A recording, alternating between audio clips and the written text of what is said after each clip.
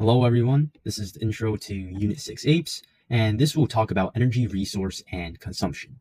So we'll be exploring the different types of energy and how they impact the environment, whether it's something good or whether it's something bad. We're all going to take a look at, the pros and cons of stuff.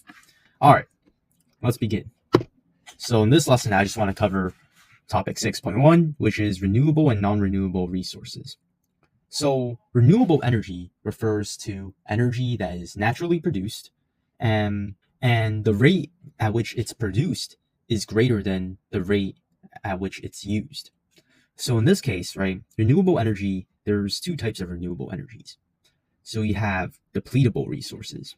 So these are resources that are, it's kind of like the same definition we said before, right? It's produced naturally, and the rate that it's produced is greater than the rate at which it's used. So it's constantly going to be there, right? Renewable energy, if it's constantly being replenished, but you're not like sort of using that resource, right? Well, it's just going to keep on coming, right?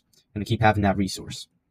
However, the thing about depletable resources is that it can turn into a non-renewable source of energy if you're overusing them. So depletable resources include things like biomass. So biomass is basically plant or animal matter, for example, poop and wood. Currently right now, biomass is a renewable energy source because right now the rate of production is greater than the rate at which it's being used. However, if we start overusing biomass, so if we keep burning biomass, more and more and more biomass, well, guess what? Eventually, what might happen is that the rate at which it's being used is actually greater than the rate at which it's being produced.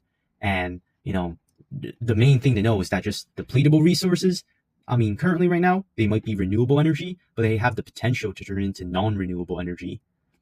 The second type of renewable energy is going to be non-depletable sources. And non-depletable sources, they're going to stay renewable. Okay, so no matter what you do, they're going to be a renewable energy resource. So their rate of production is always going to be greater than the rate at which they're being used. And the examples of this are the sun, solar energy, right? No matter what you do, the sun's always going to be there, right? You're never going to sort of overuse the sun, right? Wind energy, right? The wind's always going to be there. You're always going to find wind somewhere around the world. It's not going to go anywhere, So these types of energy resources, they can never become non-renewable energy resource, okay? So that's the important thing to know. Depletable resources, they have the potential to become non-renewable if we overuse them. However, non-depletable sources, they'll always stay renewable. Next, we'll talk about non-renewable energy resources, which, is basically the opposite of renewable energy. The rate at which they're being produced is actually less than the rate of they're being used. So they're being used more than they can be produced, meaning that eventually over it can be a long period of time, but over time, if you're using more than you can produce, it's eventually going to run out, right? So there's a finite supply of this sort of resource, and some examples of this are fossil fuel, coal, oil, natural gas, nuclear energy. For example, fossil fuels, right? We're currently using fossil fuels at hella fast rate, all right? And what's going to happen is, fossil fuels, they produce a lot of energy. That's why we're using them in the first place. But the problem is that eventually fossil fuels are going to run out, and, we're going to have to switch to some other resource, right?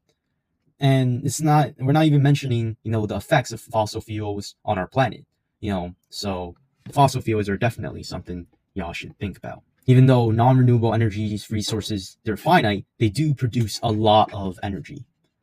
So, this is sort of the problem we're having right now. Renewable energy resources, there's actually, they definitely aren't as sort of energy dense as non-renewable energy. So these things, they produce a lot of energy, however, they're finite. But if you switch over to renewable energy, some types of energy, they're always going to be there, like solar energy and wind energy. But the problem is that they're not as energy dense, so you're not going to get the same amount of energy, So it's pretty complicated. It's a pretty complicated scenario. And at the end of the day, it's all about trade-offs between the efficiency of, the resource, the cost of it, and, the impact it has on the environment. Maybe, you might be risking some environmental impact to produce a lot of energy, which is what we're currently doing right now with fossil fuels.